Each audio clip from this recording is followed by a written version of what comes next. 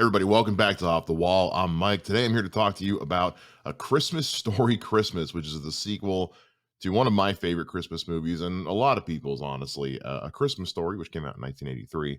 This is a direct sequel to the movie where we follow a now grown up Ralphie, once again played by Peter Billingsley, playing himself, married with two kids of his own, and he's trying to he wants to become a writer, and he's struggling around Christmas time, and a tragedy befalls the family, and he's forced to take his family back to his hometown and kind of discover some things about himself and his family along the way while maintaining the Christmas spirit. We see a lot of returning actors from the original movie, including Zach Ward as Scott Farkas. I'm a big Zach Ward fan, so it's cool to see him come back to this. I got to tell you, I really did like this movie.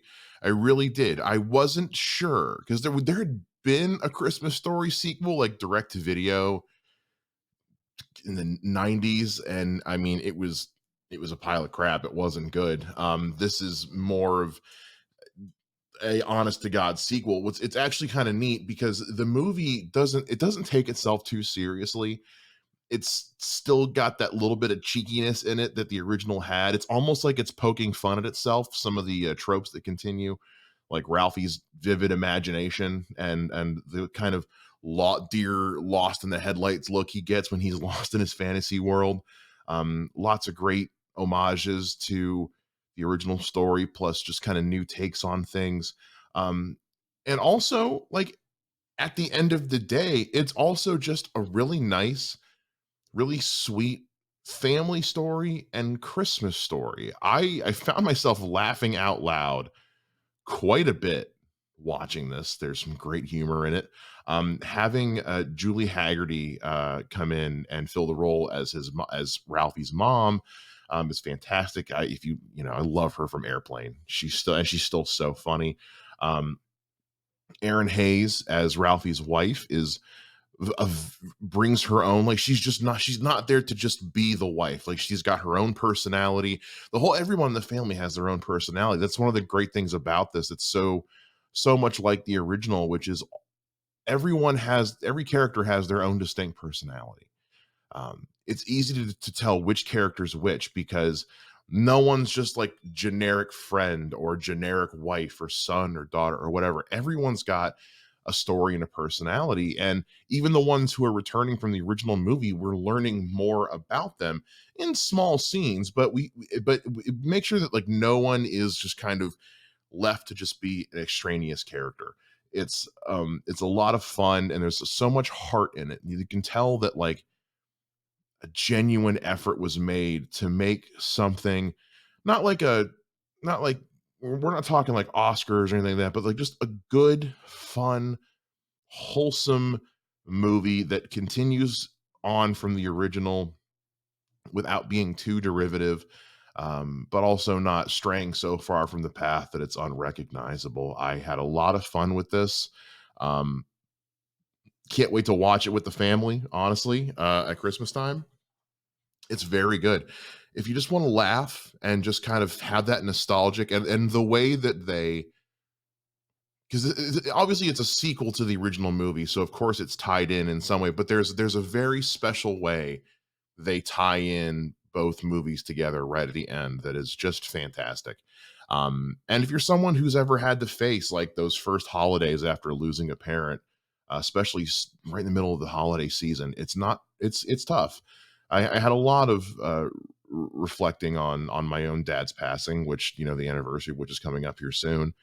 So it's definitely fresh in my mind, even 5 years later. And Ralphie in this movie is dealing with it fresh. That was something I actually really appreciated was they kind of addressed that everyone kind of has their own way of grieving.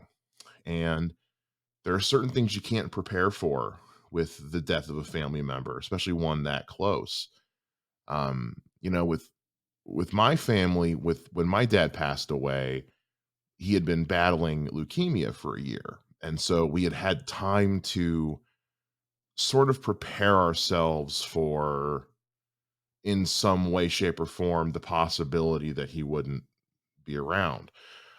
With this movie, Ralphie's dad dying is so abrupt and out of the blue, and also just because there was no, oh, we knew it was coming, or we knew it was going to come sometime soon. He was, by all accounts, still a very energetic and youthful man. So there's a great moment with Ralphie and his mom where she says, I have, you don't worry about this. I have to learn to do these things for myself now. Things that his dad had always handled for everybody. Um, you know, it's, yeah, it's little cathartic things like that, like having to make those adjustments that a lot of times when there's a death that you don't prepare for or you don't see depicted in a movie, those little adjustments that have to be made. So I appreciated their attention to detail, but also just taking death seriously without being morbid, and really approaching the human experience of what it's like to lose somebody and deal with the holidays. It's a very good emotional take, and I really enjoyed this movie a lot. Again, it's a very funny as well. You will laugh, I promise, and you'll really feel the Christmas spirit. So if you have a chance to check out on HBO Max, A Christmas Story Christmas, please do. I cannot recommend enough, especially if you love the original. Give this one a shot and let me know what you guys think down in the comments about this if you've seen it already. I'd love to hear what you think. Anyway, we'll talk to you guys again next time here on Off the Wall. I'm Mike. Bye.